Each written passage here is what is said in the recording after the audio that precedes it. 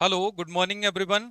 आज के इस वीडियो के माध्यम से बात करने वाले हैं विश्व रक्तदान दिवस के बारे में। आज है 14 जून और 14 जून को वर्ल्ड ब्लड डोनेशन डे के रूप में सेलिब्रेट किया जाता है।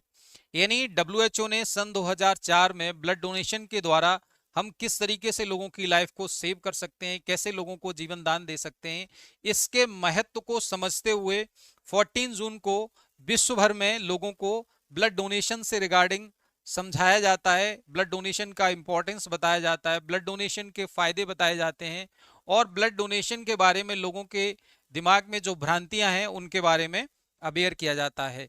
तो आज मैं आपसे ब्लड डोनेशन के लिए कहूंगा, साथ में आपको ये बताऊंगा कि ब्लड डोनेशन के क्या क्या फायदे हैं, कौन व्यक्ति ब्लड डोनेट कर सकता है, कौन नहीं कर सकता है, और जो मन में लोगों की भ्रांतियां हैं ब्लड डोनेशन को लेकर के, मैं इन सारे टॉपिकों पे आज आपसे बात करूंगा। तो 14 जून को हम विश्व रक्तदान दिवस के रूप में सेलिब्रेट करते हैं। सबसे पहले मैं आपको बताना चाहूंगा कि भारत में अगर हम देखें तो लगभग लगभग 5 करोड़ यूनिट ब्लड की आवश्यकता ईयरली होती है। लेकिन अगर इसकी अवेलेबिलिटी के बारे में बात करें तो हमें ये मात्र 2.5 करोड़ यानी जस्ट आधा यूनिट ब्लड मिलता है। जितनी हमें डिमांड है उसका आधा यानी 2.5 करोड़ यूनिट ही मिल पाता है। अगर मैं आपको बताऊं, भारत में हर 1.5 घंटे में एक व्यक्ति की डेथ हो जाती है due to the unavailability of blood. यानी अगर हम देखें तो डेथ का एक मेजर कारण है ब्लड का न मिल पाना, या ये कह सकते हैं कि ब्लड की अवेलेबिलिटी कम होना। अब मैं आपको बात ये बताना चाहूंगा कि एक व्यक्ति अगर ब्लड डोनेट करता है तो ये लगभग 3 लोगों की जिंदगी सेव कर सकता है। क्यों? क्योंकि ब्लड डोनेशन की जो प्रोसेस है ये हमारे देश में बहुत कम है। लोगों को अवेयर होने की जरूरत है, लोगों को जागरूक होने की जरूरत है। वैसे भी आप जानते हैं रक्तदान महादान कहा जाता है, रक्तदान जीवन दान के बराबर कहा जाता है। तो ये मैंने आपको रक्तदान का इंपॉर्टेंस बताया, उसकी नीड बताई कि हमें इसकी कितने बड़े लेवल पर, मैसिव लेवल पर इसकी रिक्वायरमेंट है।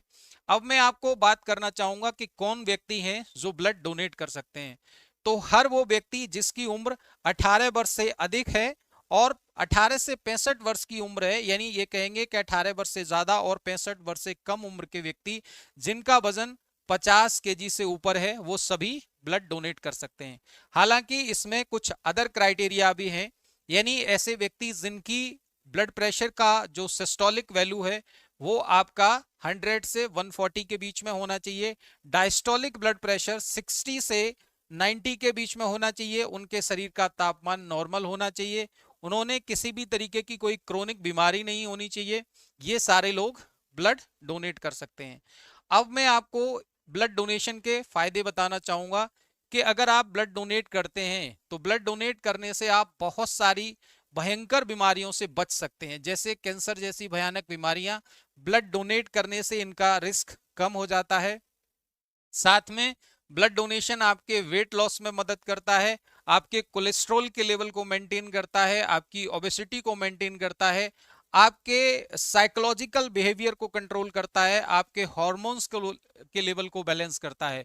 तो ये सारे लेवल आपको, यानी जितनी भी जो चीजें मैंने बताई हैं ये ब्लड डोनेशन से आपको फायदे में मिलेंगी। यानी आपको जो बीमारी है ओबेसिटी, हाइपरटेंशन, कैंसर जैसी बीमारियां हैं, इनसे आप ब्लड डोनेशन के थ्रू बच सकते हैं। साथ में जब हम ब्लड डोनेट करते हैं तो हमारे शरीर में ब्लड डोनेट करने के बाद कुछ तरीके के साइकोलॉजिकल चेंज आते हैं जिससे हम अच्छा फील करते हैं, रिजुविनेटेड फील करते हैं, यंग फील करते हैं। तो इसीलिए ब्लड डोनेट करना चाहिए। अब मैं ब्लड डोनेशन को लेकर के कुछ लोगों के दिमाग में भ्रांतियां हैं उनके बारे में आपको बताना चाहूंगा। लोगों का मानना है कि ब्लड डोनेट करने के बाद वो अपना यूजुअल काम नहीं कर पाएंगे, तो ऐसा बिल्कुल भी नहीं है। जब आप ब्लड डोनेट करते हैं उसके 48 आवर में, 48 से 72 आवर में बॉडी अपने वॉल्यूम को मेंटेन कर लेती है और आप इसी दौरान थोड़ा बहुत हैवी लिफ्टिंग के लिए, हैवी वर्कआउट के लिए मना किया जाता है। बाकी आप यानी 24 से 48 घंटे में आप नॉर्मल काम कर पाएंगे। दूसरी भ्रांति ये रहती है कि ब्लड डोनेट करने के समय कमजोरी आ जाएगी, तो ऐसा बिल्कुल भी नहीं है। ब्लड डोनेट करने के बाद आप जो भी यूजुअल कार्य कर रहे हैं, इवन आप अपनी एक्सरसाइज वगैरह आफ्टर 24 आवर कंटिन्यू कर सकते हैं, ये भी एक भ्रांति है, तो मैं इसका खंडन करता हूं। इस तरीके की कोई भी दिक्कत आपको नहीं होगी। तीसरा जो भ्रम रहता है कि बहुत ज्यादा मात्रा में ब्लड लिया जाता है, तो ये भी एक भ्रांति है। एक बार में एक व्यक्ति को 470 ml ब्लड डोनेशन की परमिशन दी जाती है, इससे ज्यादा ब्लड नहीं लिया जाता है। साथ में बताना चाहूंगा कि जो मेल हैं वो 4 महीने में एक बार ब्लड डोनेट कर सकते हैं, या ये कह लें कि मेल 3 महीने में एक बार और फीमेल 4 महीने में एक बार ब्लड डोनेट करते हैं। ये तो स्टैंडर्ड पैरामीटर हैं, लेकिन अगर आप ऐसा नहीं कर रहे हैं, 4 महीने या 3 महीने में ब्लड डोनेट नहीं करते हैं, तो कम से कम साल भर में एक बार ब्लड डोनेट करें। अगर आप अकेले ब्लड डोनेट करते हैं तो आप 3 से 4 लोगों की जिंदगी बचा सकते हैं। ये मैंने आपको ब्लड डोनेशन कौन कर सकता है, ब्लड डोनेशन के क्या क्या फायदे हैं और इन सारी जानकारी दी। साथ में मैं आपको बताना चाहूंगा कि ब्लड डोनेशन के लिए आप किसी रजिस्टर्ड मेडिकल कैंप का ही प्रयोग करें, अन्य ऐसी किसी जगह पर कोई भी ब्लड डोनेशन ना करें। साथ में मैं आपको यह बताना चाहूंगा कि ब्लड डोनेशन का जो प्रोसीजर है, इसके बाद अगर आपको कोई कॉम्प्लिकेशन के बारे में बात करें तो वैसे तो इसका कोई कॉम्प्लिकेशंस होता नहीं है, लेकिन फिर भी अगर आपको कोई दिक्कत होती है, कोई वीकनेस होती है, तो उस दशा में आप इमीडिएटली जहां आपने ब्लड डोनेट किया है वहां पर मेडिकल फैटर्निटी अवेलेबल होती है, उसे इन्फॉर्म करें और हेल्प मांगें। साथ में आपको मैं ये भी बताना चाहूंगा कि ब्लड डोनेशन का ये जो प्रोसेस है, इसको हम और आप सब लोग मिलकर के ही इनिशिएट कर सकते हैं, इसको बढ़ावा दे सकते हैं और लोगों की जिंदगी को सेव कर सकते हैं। इसीलिए ब्लड डोनेट करें, खुश रहें, हेल्दी रहें। Thank you all of you.